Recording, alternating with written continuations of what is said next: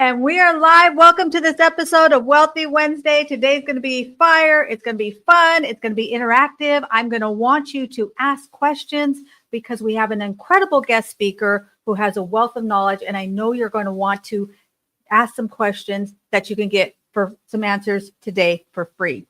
So come on in. Let us know where you're tuning in from. We are live on Facebook. We're live on YouTube. We're live on LinkedIn. Where are you finding us? Where are you in this neck of the woods on this Wealthy Wednesday? Well, we talk about money here. So we've got Money Mondays, we got Wealthy Wednesdays, we've got Tax Tip Tuesdays, Taco Tuesdays. I'm not really sure. Wealthy Wednesdays is definitely one of my most favorite days of the week. I love doing this event. I have a lot of fun. I always learn something. So come on in and actually get your notepad out. I know you're going to want to take some good notes today. So today's guest speaker, we're going to be talking about NLP. And if you've ever studied that, I've taken a few classes on that. I just really love the science. I love the neuroscience, and I love the psychology behind it. Today's guest speaker, we're going to take a deep dive about how it impacts your wealth. Our topic today is rewrite your wealth story. Rewrite your wealth story, NLP tools to break free from scarcity identity. Who would like to break free from scarcity identity? I would say most of us want to, if not all of us want to break free from scarcity identity. What does that mean? It means that we're going to flip the script into abundance mentality, into abundance identity. What is your identity? What is your blueprint? What do you think about yourself? Who you really are to you? How do you show up for you? So today we're going to be talking to my incredible new friend. And by the way, I met him through a coffee chat. If you're not doing coffee chats, you are leaving so much on the table. Have a coffee chat. Connect with somebody. You never know what it can lead to. Maybe it's going to lead to them being a guest speaker for you, or maybe you'll be a guest speaker for them. Maybe it's having a conversation and just getting to know somebody. How about if we do more of that? How about if we do more of getting to know people? So today I am joined by my incredible guest speaker, Mr. Shawn Michael. He's a leadership and transformation coach known as the Inner Potential Activator. Did you love that? An identity disruptor. He helps high-performing entrepreneurs and executives break free from their inner limitations and rebuild success from identity instead of insecurity. So please give it up for my incredible guest speaker, Mr. Shawn Michael. Welcome to Wealthy Wednesday, my friend. How are you? Doing wonderfully to fit with the W Wednesday thing, Leah. There you I'm so go. excited to be here and to be in your orbit and be able to speak about this topic today, because money and wealth it's a really emotional topic. Right? A lot of conflict in relationships, it stems from money issues or money topics, discussions that aren't happening. But I want to reframe this. Most of us don't have a money problem. We have a meaning problem. Ooh. Right? It's the meaning that we're giving to ourselves, to what we're doing, to the money that we have or that's coming in. And if you don't know me, which I see a lot of the names in the chat, and you know me, you've been on my shows, you've seen me on other shows, but I am Shawn Michael, and I go by the title Inner Potential Activator and Identity Disruptor, because I believe in the infinite potential in every person on this earth, all 8 billion of you. Now, I realize there aren't 8 billion here watching now, but maybe they will hear it.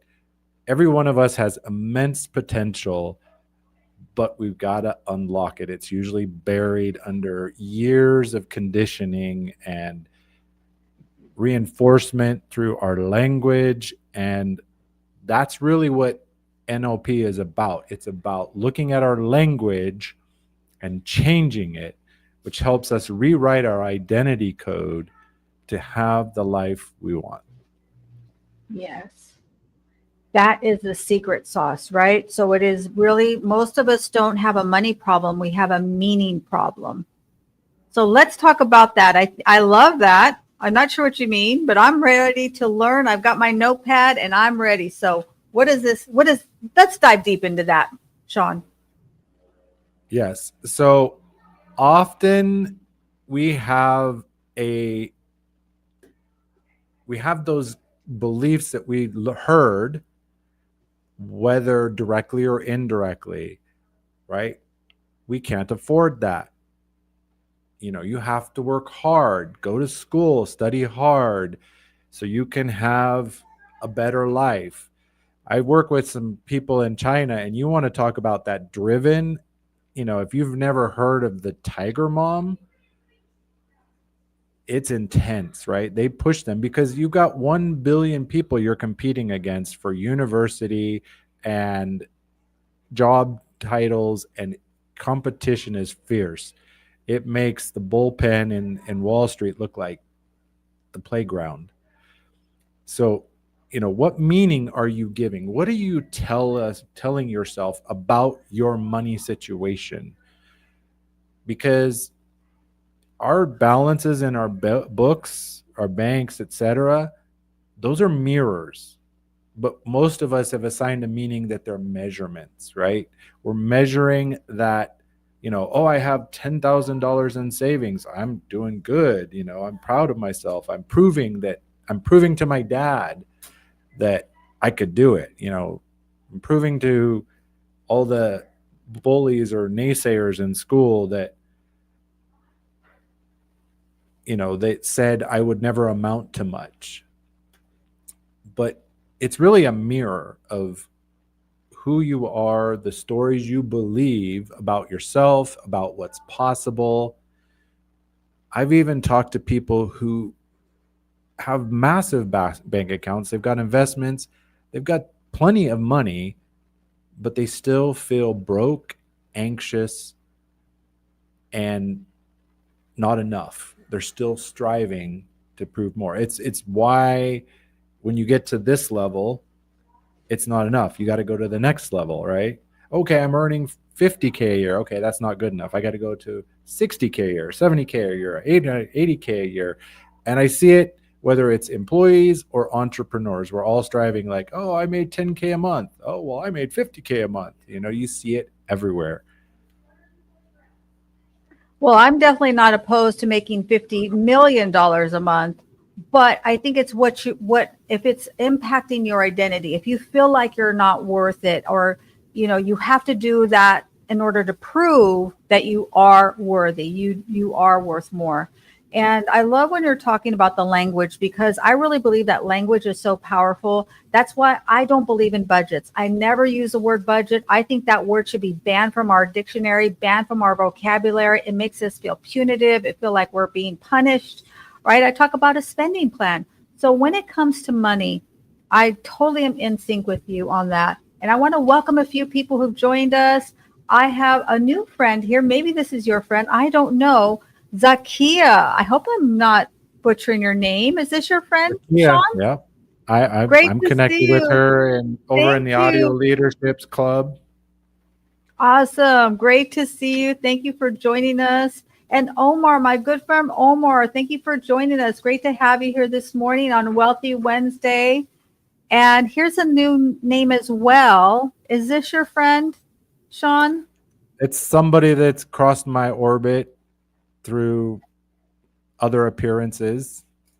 Awesome. Arlevine.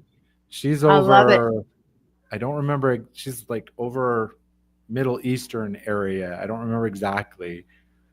Okay. Well, she loved the comment also. She loved that we have a meaning problem instead of a money problem. So that was I love that. That was a great golden nugget. And Zoom parties. What? I need a Zoom party. Omar, what's this Zoom party about? We need a Zoom party. I want some more partying Well, in my life. you've seen Jeopardy, right? Hmm. Omar has Zoom Party where the contestants join by Zoom and you have similar questions. And I actually got a message from Omar yesterday in the evening. Hey, are you free tomorrow? One of our people can't make it. I said, let me check my schedule because I've been preparing for this talk with Leah for weeks, and I got to make sure it doesn't align. He's like, I said, I am free at 11 my time because I have a call with you. I said, I have only 45 minutes because I got to get in with Leah so we can get So our there you prep go. work done. And I won. Wow, that's so Did not great. expect that. That is awesome. Well, definitely, I love to watch those type of games. I definitely don't want to participate in those kinds of things. Too much pressure, but I love that. Yeah, I mean, what do we need? We need more fun in our life. We need more ways to have fun. I love that, and thank you for joining us, Sean, Michael, and navigating it all. And I also want to welcome my good friend, Miss Chesda. She is an African auntie. You got to check her African out. AI, yeah, African AI Yes, auntie. the African AI auntie. And thank you for joining us. Good to see you. And then we also have Chris. Thank you for joining us. Thank you. Bless you. Thank you for joining us. And he talks about saving teen lives, which is a huge deal. Distracted driving is a big, big deal. So let's talk a little bit more about some language. We all know like the common ones, but I want to know if there's something that we're missing that is not so obvious. Like we know money doesn't grow on trees, money can't buy happiness, I can't afford that. Those are like the common ones. Is there anything that our subconscious may be picking up on, some like more advanced language that we need to be aware of? Well, anything that treats money as, status or how you should look at money, you know, rich people are greedy, anything like that. And it, as I said, it doesn't even have to be directed. Like, yes, we heard our parents say something, but one thing I heard is a client came into an NLP coach, and whenever his business was successful, his relationships were trash. When his relationship was succeeding, his business fell. And so when he was working with his NLP coach, they started digging in, like, what were the underlying subconscious beliefs that he was, what they pinned it down to. He was like 6 years old. His uncle was in the kitchen with his dad. He happened to come out of bed in the middle of the night and heard the uncle say, it's just not possible to have a successful business and a successful relationship at the same time. And it locked in his Right. little mind, and he carried it for years. And, when you were talking about budget, yeah, people say budget and they cringe. I had a really great interview on Daily Power Boost with Nancy Wood, who is about mindful spending. She's not anti credit card or she's like, just be aware, pay attention to your spending, track it, write down in a month where you spent your money. Oh, I put a charge for that 9 months, same as cash. I've seen so many people get bit by that. Yeah, absolutely. And you're so on point with the person that you spoke with, is that really it is what we track expands. We can't change what we're not aware of. So that's why I love to have a spending plan where we see everything that's coming in, everything that's going out on a monthly basis. I never tell my clients you can't buy Starbucks.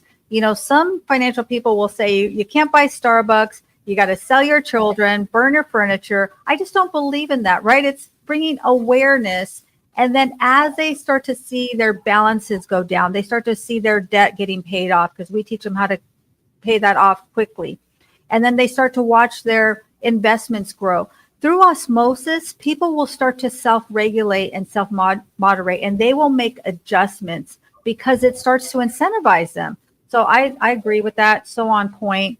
So let's talk about then, how can we identify these patterns or these belief systems that we were exposed to as a child? Is there anything that we can kind of do through a self audit where we can determine, okay, maybe this is a disconnect here?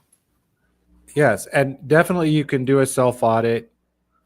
You can, and I've got an exercise later that will help kind of spark this, but it's about going back through your beliefs.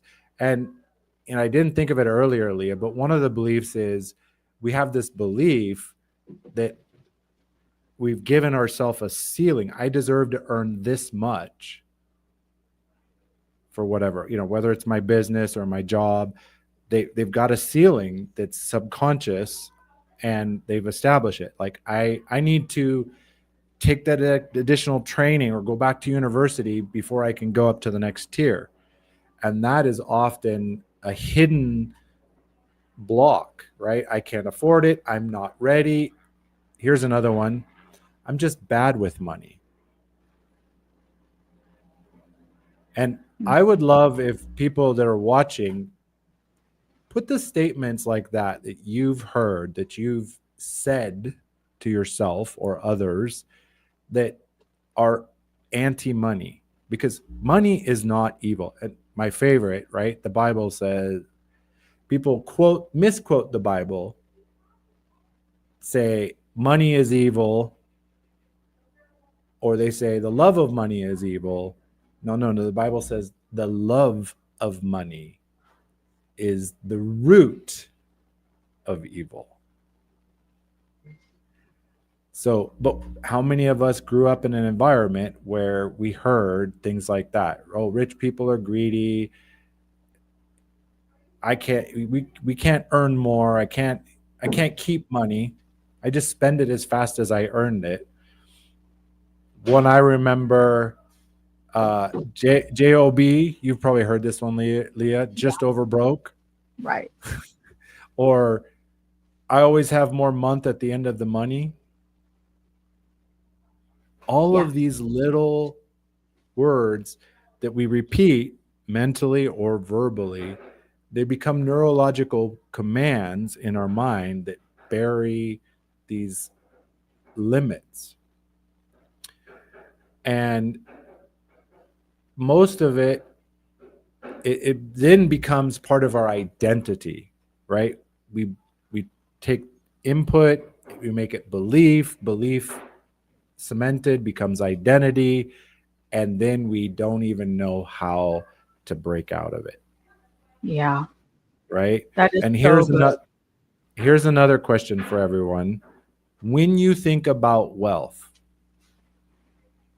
real wealth, what's the first emotion that comes up? Maybe it's excitement, maybe it's tension. But that's where we get real with yourself is if you doubled, if you tripled, if you 10x'd your income in the next 6 months, what emotion comes up? Yeah. That gets me excited. It gets me excited too, to be able to get what my son wants wisely. I don't want to be one of those overzealous parents buying a kid everything, but being able to travel, send my wife off for a pedicure, mani-pedi, and a day off with her girlfriends or whatever, with not worrying about, how we're going to manage the money. Yeah, absolutely. That's why you definitely need a true wealth plan. You truly, truly do, because then that will take away that tension that a lot of people feel because they don't know what to do with the wealth once they get it. You got to have receptacles ready, right? That's why I'd like to build the wealth strategy before we receive it, so we're ready and able to receive this wealth. There's a comment that I think is so brilliant. I really want to dive into this comment because I hear this often. People say, why can't you just be comfortable?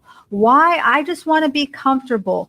We can just do with what we have. We don't have to keep up with someone else. And I totally respect that. If you're doing something to keep up with someone else, then that's something different. But one thing that's really interesting to me, Sean, is that I meet a lot of business owners, entrepreneurs who are doing everything to get wealthy. They're getting up early. They're staying up late. They're missing birthday parties, right? They're burning the midnight oil. But then they say, I don't need a lot of money. I don't want to be rich. I don't want to be wealthy. I just want to be comfortable. What would you say to that? To me, it's like putting on the gas and the brake.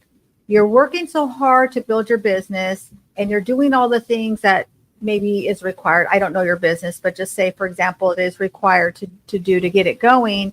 But then at the same time, you're pushing away the money saying, I don't want it. I don't need it. So what are your thoughts about that? Well, and I 100% agree. A lot of time it is like putting the gas in the brake or trying to walk with the ball and chain on your ankle. Right. And this is a set point. It's a personal set point. What is comfort? What does life look like where you are comfortable and that no matter what happens in the economy, if somebody in your family took ill suddenly and needed massive surgery or any of it, and that's the advantage, Leah, you said the plan, right? Make a plan so that you can manage. Now, does that mean you have to make 10K a second? No. And, you have to be careful with comparisonitis, right? I had friends when I was young. My wife said, oh, we just got a new card. She's like, my wife's like, I didn't even want the card. They were giving out free gifts. I wanted the free gift. So I just signed up for the free gift. She's like, I didn't even care about the card. And this other friend's like, well, we got a card that's, double that. And it's a gold card or whatever. And so when we're using, again, it's going back to the meaning. What does the money mean to you? Is it status? Is it performance and proving to somebody who may not even be alive that you did it, you achieved it? We don't need to take a vow of poverty. But yeah, it is a set point. Not everybody wants to make $1 million a year. Some do. We have to look at the language and the reason. Why do you feel that that's enough? Yeah. Is it truly enough? Is it really comfortable? Again, we're going back to that mindfulness, that awareness of realizing what's happening inside our mind, right? Mm-hmm. For me, a lot of it has nothing to do with the accumulation of the wealth, but it's a person that I'm becoming as I'm striving to grow. And as I give more, as I have more, I can give more. One of my goals is to build a community center. That's going to take at least $1 million. So it's also knowing, for me, what is the result of you achieving that? If it's just for yourself, then I think a lot of times that's not being congruent. It's out of alignment. I see that people that are just looking to create wealth for themselves really have a difficult time. They may achieve it, but they won't keep it. Let me say that again. They may accumulate some wealth at some point, but then they will find a way and suddenly they're going to find themselves back into destitute. I've seen it many, many times. Oh, so it happens so many times because they got the success, they got the windfall, but the identity and the beliefs were not brought up to speed. Yeah. And so eventually it falls apart. It's a house of cards, right? As you said, majority of big winners who get a big inheritance or a lottery win, they're worse off later than they were when they started. Yeah. And, one of the books I was reading, he was going to get his last items from this mansion on the Malibu coastline. by all external accounts, he made it. He had the nice car, he had the big house, he had the beautiful wife and the wonderful kids. Everything looked perfect on paper. And it all came crashing down. And he said that was his wake up call. Like, I got to do this differently. I got to update my beliefs, who I am, who I become, who I want to become, you know. And as you said, Leah, what is the meaning? Why do I want this income? Is it just for me? You know, I have big dreams of supporting some of the poor. I live in Guatemala. 50% of the population here is living below poverty level. And I'm not talking like LA homeless poverty level. I'm talking dirt floor, the toilet is a hole in the ground, and the house is built from stalks of weeds they got out of a field somewhere. So if I could give more to that, that would mean a lot to me. And the other thing is, as a coach, like, my dream is to be able to help anyone regardless of what their financial situation is. But I have a family. I have to feed. I have to keep the lights on. I got to pay the bills. So you got to balance it. Yeah. And one little reframing, maybe if I could, is that we get to pay the bills. Like, we obviously have the abundance to pay the bills, or we wouldn't have those bills. So just a little thing that I talk about too. I love this comment by Mary Kay. She says, I think sprints are okay. Short periods of go, go, go. What are your thoughts? I 100% agree, but approach carefully, because it's very, very easy, if we have not updated our internal code, to get stuck in the sprint. Yeah. Right? We're like, it's easy to get lost in it. Like, go, go, go. And especially you start getting those rewards, right? The higher the more income and more connections and getting asked to speak on more stages or whatever. It gives you that dopamine charge. And you're like, oh, I want to do more of this. This is nice. Right. Yes. And here's a question back at the audience. So yes, sprints, definitely give yourself, like, this sprint will last, like, set the deadline when you start the sprint. This is a 30-day sprint. That's it. No more. Hard stop. No questions, no take backs. Right? Hard stop, 30-day sprint, 90-day sprint. That's it. I'm not doing any longer than that. That's my guideline. That's what I use to make sure the sprint doesn't continue on and on and on and on. That's a great point. I love that. And it's really finding your cadence. So I have a pretty, for a lot of people, they might consider a pretty intense schedule, but it never feels like that to me because I've developed the cadence of it. At the same time, I know where my limit is. I know that there's certain times and days that I do in early. Wednesday is usually an early day for me because this takes a lot of energy to do this, right? To build up to it and everything. So it's really finding out where is your comfort level, but at the same time, stretching that. You've got to increase your capacity. If you have a goal to have, maybe say to have an event like this, you got to kind of maybe you start with it once every couple of weeks or something, because it does take a lot to curate this kind of thing. So that's really, really brilliant. Here's another comment by Chris. I want to talk about this one too. Great comments. We want to know your thoughts. Like, are you guys picking this up? What are you picking up? What we're putting down? Are you smelling what we're cooking? We want to know. Chris says, I never have money. It was hard coming up.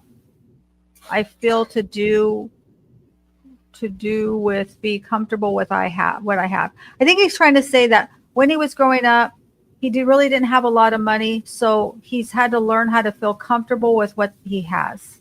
Is that what you're asking, Chris, or is that your comment? I want to make sure that I have it clear. You can also retype it again and let us know. So what would you just say to somebody that, they just don't feel comfortable having more or even wanting more? Maybe they have some systems in their mind that are running in the background saying you shouldn't have more. It's wrong to even want more. What would you share about that, Sean? Well, what I would say is that's the time to practice some introspection, right? To sit down with yourself, no phone, no distractions. Set yourself a it doesn't have to be, I'm not saying sit down for an hour in the wilderness on a silent retreat while you think of this. It could be a 5-minute pause between events where you get a notepad out and just ask yourself some questions like, what does enough really even mean? Yeah. Emotionally, not numerically. Take the numbers out because they're just numbers. What does it really mean to me emotionally? Where am I trying to prove instead of provide? I also grew up in a tough environment, right? My parents divorced when I was young. My dad didn't pay enough child support to support one of the kids, and there were 4 of us. And my mom had to go back to work, a non-college educated beauty school dropout, trying to find work, and basically could only find work at minimum wage because she had no skills, no training. She ground hard. Right. And we moved around a lot, but we never slept on the street. We skipped meals, but never more than one meal. And we ate meat out of a can. I learned actually some of my culinary skills came because I had a can of meat that I had 3 younger kids. I had to convince them to eat this thing that looked like dog food. Yeah. So I understand, and I've had to go through and look at my own beliefs because, you grow up in that environment, or if you grow up in an environment where one of your parents is a spendthrift and the other one is a saver, and they're in this tug of war over finances. And often people around you will say things. You can probably catch yourself saying things to yourself or others that just, they come out. That's coded at the deepest level. So getting in there and looking, what is it I think about money? What is the meaning behind this? When I say comfortable, what does that mean for me?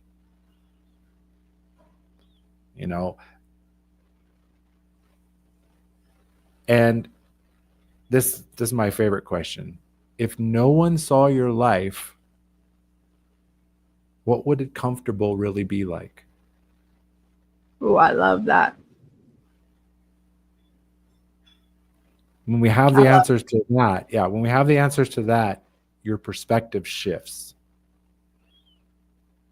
And you can learn to stop proving. Now, there's no magic switch. This doesn't, I don't flip a switch and boom, everything is good. I've been working on this for years. I mean, I even remember 8.5 years ago, my last web development client quit on me. And the same time we found out my wife was 9 weeks pregnant in a foreign country. They shut our power off and we were buying food with money we earned from renting the bathroom. Because in Guatemala, there's no public restroom, so people pay like 25 cents to rent your bathroom. And one of the bus drivers would pay us $1 to rent the shower once a week. And that was how we bought food so that we could eat. Yeah. And I would say we were comfortable. We survived. It was challenging, but we did okay. We still had our home. We weren't starving. We weren't as full and happy and dumb as we would like to have been, but But it taught me so much to reevaluate my life and not just frivolously spend, to rewrite the code of who I am and who, because money doesn't change you, I would say. Mhm. Money is simply an amplifier. Mhm.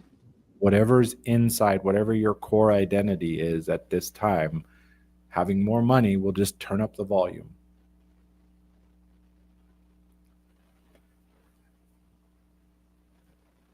Before we get too far, I have a little guided exercise to go through. Yeah, let's do it. I totally agree with you. You're on point. I've watched people, I have many clients who started with really nothing when we started, and many of them are very, very successful now. And it really just magnifies quicker exactly who you are. So I love that. Let's do your exercise. All right. So I want that we're doing this exercise. It's just going to take about 2 minutes. It will help you feel a shift right here, right now, in real time. Ooh. All right. So if you're in the position, closing your eyes does help, but you don't have to. But think in your mind and recall a stressful money moment.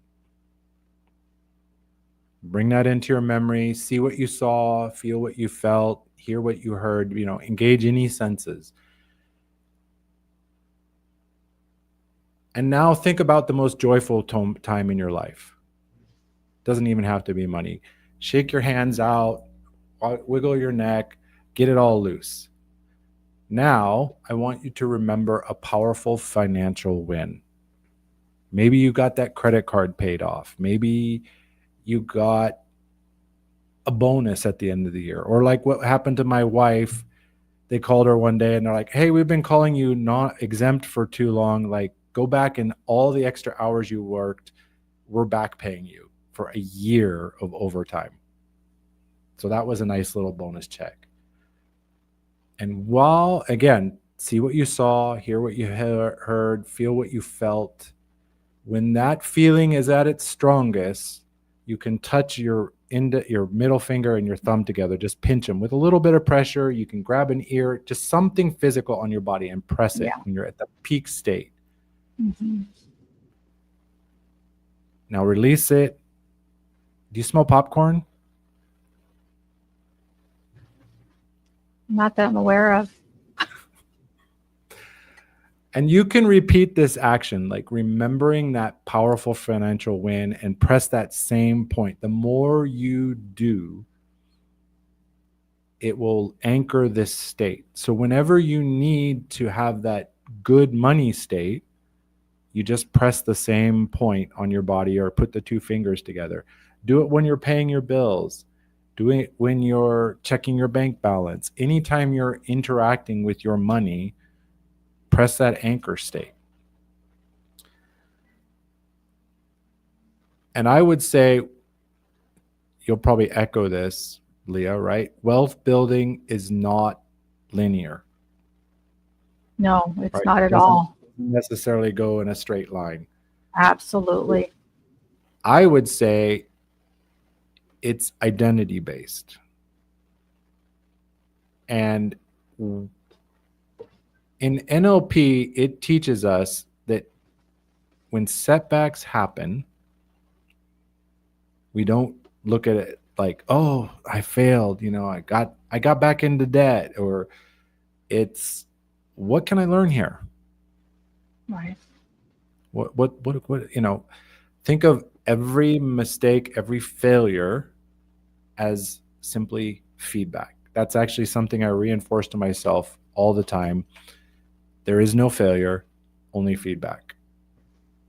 Whatever I do, it's win or learn. That's right. Think of it Yeah. as a message, in the failure, the data is something from your future self. Yeah, I love the future self. Dr. Benjamin Hardy talks about your future self. Be your future self now. That anchor is very powerful. I've used that in many different ways, and I like to do it if I'm like somewhere. I like to be out on the beach a lot, so I will meditate for a few minutes and then do an anchor. or even having some kind of an aroma or like essential oils. I love essential oils, and you kind of can anchor it with that. Just something to kind of play with. I don't think that it's an exact science. You got to find out what works for you and just be open to what happens. Just like you said, okay, do you smell popcorn, or what do you feel afterwards? So I love that you said that. But And that do you smell popcorn? That's actually a pattern interrupt. It's to kind of okay, snap us out of the loop. there you go. And it can be anything, you just like put your attention, like, what are we having for dinner? It doesn't matter. It's just like breaking the state I so that you love can pattern lock it interrupt. in. And, Absolutely. I love them. it's great that you mention like aromas, smells, because neuroscience has proven that smells are the best and strongest anchors for us. We can Yeah. anchor, and here's the reality: everybody is already using anchors. It's part of being human. NLP just realized, like, hey, we can consciously set these anchors and we can collapse bad anchors, right? Anytime you smell a certain food, you can think it takes you back to some memory. You hear a certain That's right. song, boom, the memory plays like a movie on Right. automatic, right? You see a certain something or certain location, and floods back out of our control. That's anchoring. All we're doing is we're taking management of it. We're taking control of it, right? And it's very simple. And the more you do the same anchor with the same type of situation and lock that same anchor, it makes it stronger and stronger and stronger. And you can activate it anytime. I've used it for confidence. I've used it for resetting when you get that panic rise, because the body reacts to memory, right? It's another anchor, right? Something happened, boom, you go into panic mode and you can't think straight. So I have my simple anchor, it resets me. Even your breath can be your anchor. Breathing is powerful. Man, it's powerful. Whew. Yeah, these are some really good conversations. I've been really exploring breath work recently, and I've been having a lot of fun with it.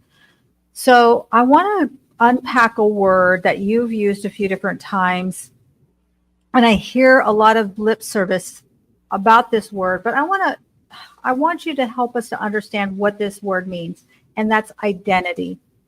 Can you really help us to define what that word means and what can we do to help us to increase our identity?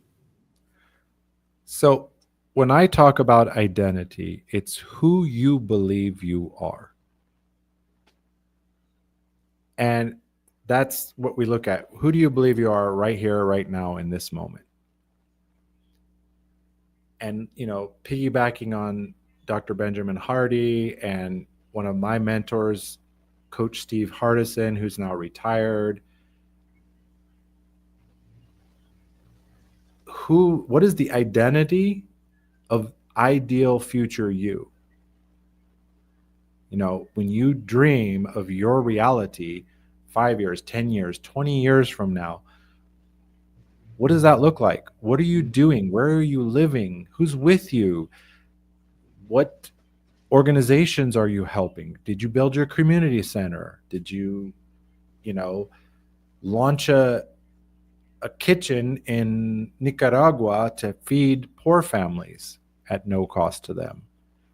Because I'm actually looking at, Chasen, and they just launched Transformation Kitchens in Nicaragua, and they're launching one in the US soon.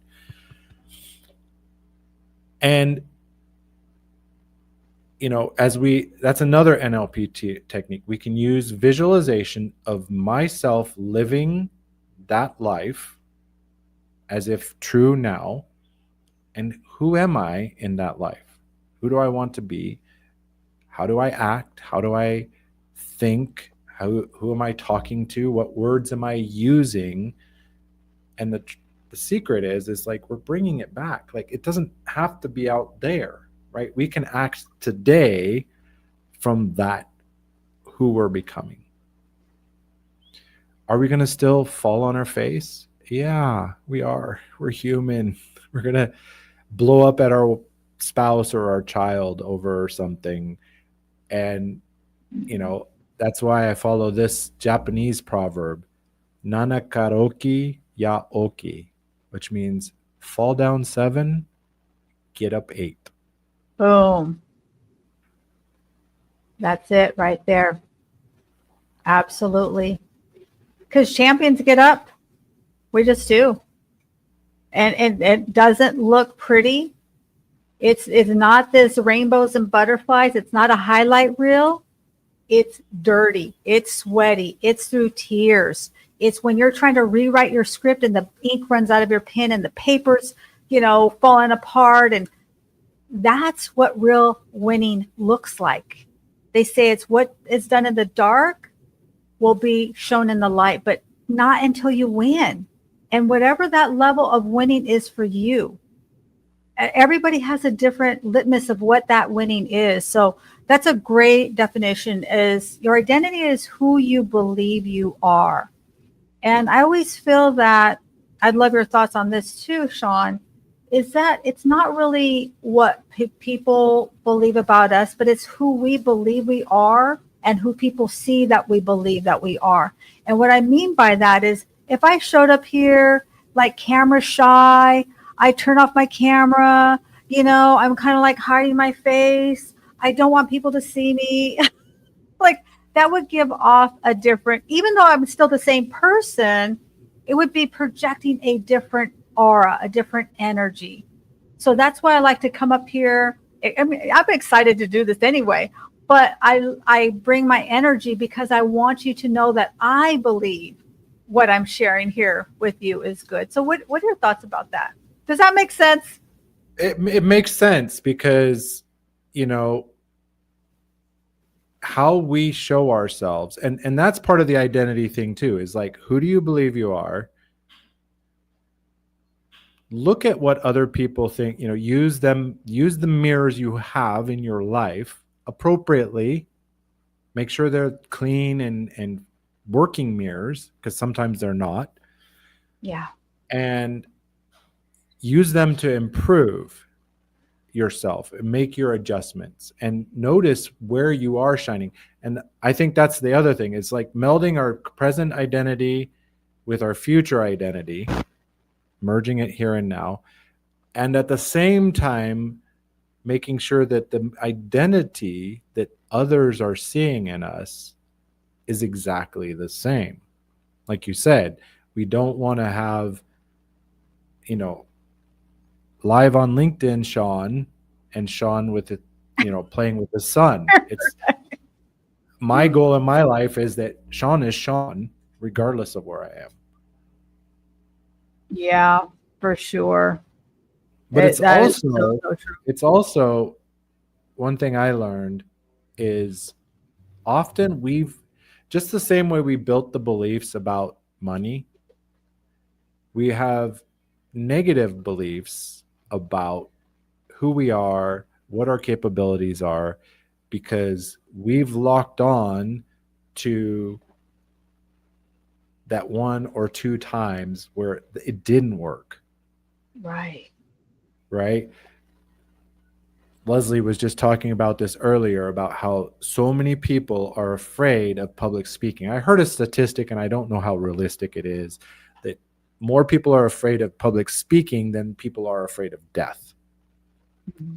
That's kind of crazy. Like, you're not going to die public speaking, but you have 1 or 2 events that is your prominent memory, that when you think about public speaking, that memory comes up. You remember when you stood up and blah, blah, blah. Remember? And they all laughed at you and you felt really bad and blah, da, da, da, da. And we replay that. But if you go into your memories, there's probably a memory where you stood up and you got a round of applause and everybody was so, wow, it's so amazing what they said. But we've buried it. And that's one of the techniques that NLP can do, is because we can actually rewrite it. We can put that negative memory so it's back here. I learned from it, but it's not in my face, full color. It's gray, and it's like, oh yeah, it's a distant memory. Yeah, I remember that time. And we bring Yeah. the other memory into prominence, like, yeah, I'm not afraid of that anymore. Yeah. That is so powerful. I remember the first time that I had to do a public speaking. It was really, I don't know that it was public speaking, but I had to teach a class. So this was years ago for our insurance office. They wanted me to teach a class.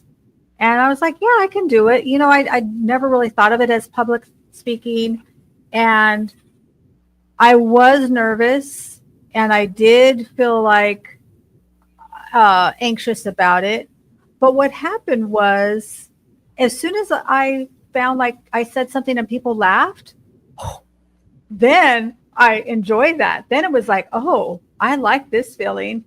Or if I started to share something and everyone got quiet and they started to put their pen down and put their head down and they were taking notes, that became more incentivized to me, right? It gave me that dopamine, maybe, Mm-hmm. that made me to enjoy it. So maybe finding something that when you do share, that is the feeling that you get from doing it. I mean, you still may be nauseous, you still may be nervous.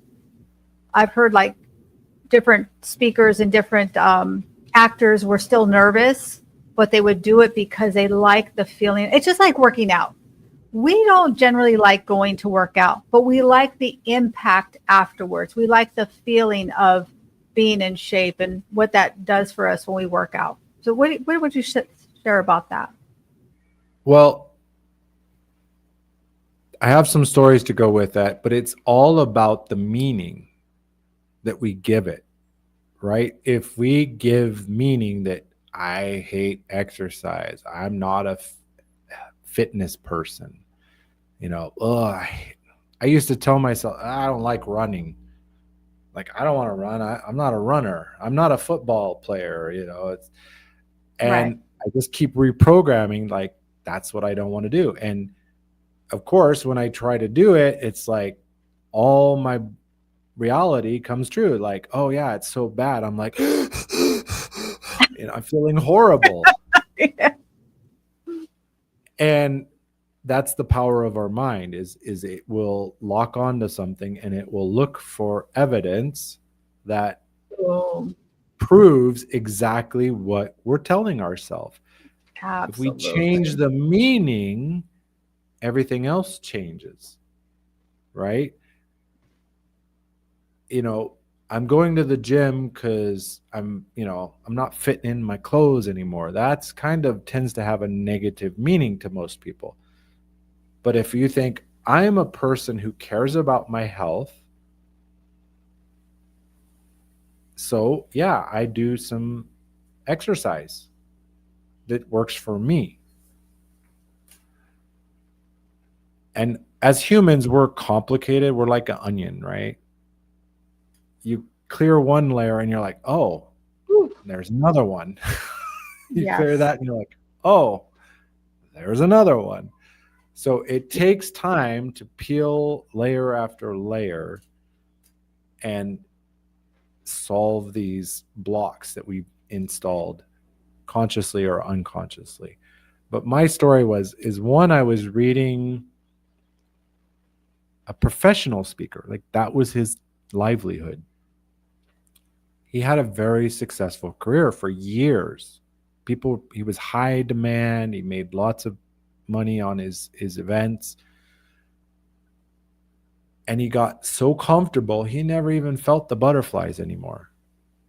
It was just like he got up, spoke, and all of a sudden his career went. And he goes, when he realized, stopped and looked at it, he's like, I lost Yeah. that tinge, because fear and excitement Yep. are physiologically the same. It all matters what we say up here. I'm afraid or I'm excited. Now, another story a little closer to home. So, first off, my Myers-Briggs personality type is called the entertainer. So, I thrive on speaking to people and I took drama in school. I love and I do very well presenting and speaking in front of people, live or virtual. But last year I was enrolled in the Great American Speak Off. Wow. It's like America's Got Talent or Right. American Idol for speaking. And I prepped my speech, I practiced my speech. We had 1 minute to speak, which it's a lot Not a lot of, harder to speak 1 minute than it is to that's speak right. an hour. Absolutely. So I practiced and I prepared and I rewrote my script and got it all ready. And I'm like, okay, I'm good. And I'm in the Zoom room and it's moments away from my turn to speak. I still got about 10 minutes. So I still can step away. And I have this wave of fear just fall on me. Like, what in the heck did I say? Like, I'm nuts. This is insane. Right. And I'm questioning myself, where does that come from? Like, I've stood on stages in front of strangers, I've presented virtually, and I manage it. It's okay. What is going on? I didn't spend a lot of time. I just said, okay, activate my tools. Went to the closet so I could be alone and not bother anybody in the house. I did my power poses, which I learned from Amy Cuddy, because change your body, you change your state. Works every time. It's the fastest way. I mean, if you look up like this, try to frown. You can't. You can't. And so I did my power pose, and then I sang one of my songs I love that charges me up called Born for This. And I screamed it at the top of my lungs. I came back to the Zoom room and I was calm again. But again, it was just meaning. And it shows that everybody, I want to tell people, everybody gets afraid sometimes before speaking, before 200 or 2,000. Everybody doubts themselves and says, if they really knew the truth, what would they think? So you're not alone, right? We're all trying to find our way in this life, one way or another. Yeah. I love the Mel Robbins. I learned it from Mel Robbins, which is that excitement and fear have the same reaction in your body. And when I learned that, boy, that was a game changer for me. Because anytime I felt a little bit of afraid, no, look at how excited you are. Oh my gosh, you are just so excited. This is going to be so incredible. And one time I did this, the first time I used it was doing a stream. What do they call that when you're on a zip line? We Yeah, were, zip line. yeah, I didn't know. So anyway, we were in Cabo and there was a zip line. Now I wanted to keep up with the youngsters. Okay. So the youngsters all went to the zip line. The other people went to ride camels. I'm like, listen, I'm going to keep up with them, whatever they're going to do. I'm brave. I'm a champion. I'm going to do this. So we did the zip line and I thought, okay, so we did the first one, which I thought was the zip line. And I was like, okay, I did it. Wow, I'm good. And so I start taking off my stuff. They're like, what are you doing? I go, well, like we like did the thing, right? They said, no, Leah, we have 5 more levels. Do you see that one up there? We're hiking up there next. I said, what are you talking about? So it was right then. I was like, okay, I have to change my state. I'm so excited to do this. I just cannot believe. Now, many people of the youngsters fell off. Not they didn't fall off, but they tapped out. They're like, oh, I'm not going to the next one. I went to all of them. Okay, and I'm pretty proud of that because we're talking about this lab zip line was no joke, and I'm not a roller coaster kind of person. So you really can do things that you don't think you can just by changing your state, just by asking yourself different questions, just by reframing the meaning that is behind it. Right. And that reminded me of a zipline story. So my wife is very heights averse. She feels that massive physiological reaction in any Yeah. height. Like we were up on the Stratosphere Tower, and she's like, she stayed inside. She's like, I want to go outside. She's like, you go by yourself. She's like, I'm not going out there. Right. But we were living in Belize, and we did this smaller zip line course where things were not so high and everything was Right. visible. And she did it with me, Nice. and then we were in another part of Belize, and they had night zip lining Oh, wow. through the jungles at night. Oh my gosh. She agrees to do it with me. We zip the first one, we zip the second one, and she's like, where's the next line? Like, where are we going from here? Because there's no stairs to go down. There's no line going off of it. I go, we're rappelling. Oh. She's like, no. I said, yep, that's the only way off this thing. Like, we're all on this pedestal. The only way down is on that rope. Wow. Right? So they strapped some other people in, lowered them down. Came her turn, and she's like, really slow, please, okay? He's like, okay. She gets off the side. He's letting her go slowly for like 3 seconds, and then he does a let's go. Like, not really let's go. Lets her go fast. Oh. And I just hear this scream like that echoed through the jungles, louder than howler monkeys. And if you've ever heard howler monkeys, that's loud. And then this laugh, because the truth is when you're tapping out, when your brain is saying tap out, you're out of energy. You got no more. The reality is you're only at 40% consumption. That's right. You haven't even hit 50%. That's right. Absolutely. There's always another level. Well, I don't know where this hour's gone. This is just zipped by. A lot of great golden nuggets, a lot of great golden gems. So I know you've made some new fans and friends. How can people reach you? Where can people find you? What's the best way for people to get in touch with you if they would like to learn more? Well, I actually created a downloadable specific for this event called the Rewrite Your Wealth Story, which goes into the NLP techniques more in depth and a lot of the things we talked about, Leah. And they can just go to successblueprintconsulting.com/wealth reframe. I'll drop it in the LinkedIn comments as well. Please do. So they can find it, and it's a free download. Go ahead and download it. It's a 7-page document that will walk you through some of the NLP techniques that you can use to reset your wealth identity to move towards abundance and away from scarcity. But otherwise, you can find me on LinkedIn as Sean Michael, or also seanmichael.link. That has all my contact information. It's one of those digital business cards online like Linktree. Makes it much easier.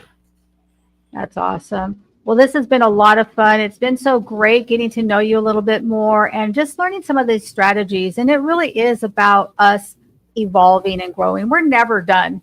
When we're done, we're gone. Like when our job is over, we go somewhere else, right? So thank you so much. And really thank all of you who've joined us. And whether you watched us live or you're part of Team Replay, we definitely appreciate you. Let us know where you're tuning in from. Where in the neck of the woods are you? And remember that this is 2025. You still got a few days left. This is your year to rise up and thrive. You can absolutely do that. And I believe if you're here, if you're watching this, it's because you are the one in your family. You're the chosen one in your family that's supposed to change your family's last name forever. Now, does that mean that you become a multi-bazillionaire? I don't know. Maybe it means that you're the first person to be out of debt. Maybe it means you're the first person in your family to buy a home or to send your kids to college. I don't know what that means for you, but I do know this, that we should leave every generation better than we are. it's not giving them a hand out, it's giving them a hand up. And if we do that, we will totally transform our entire family's future forever. So that's going to do it for us. Thank you for joining us on this episode of Wealthy Wednesday. We are here every single week at 10 a.m. Pacific Standard Time. Reach out to us. And if you would like to be a guest speaker, send me a DM. Let me know. I'd love to talk to you and see what you would like to share. And thank you so much, Sean Michael. I appreciate your time. I'm so thankful for our connection. I appreciate you so much. And I know this is like we're signing off here, but I'm going to be seeing you in these LinkedIn and social media streets. So thank you so much, everybody. Thank you so much. Enjoy the rest of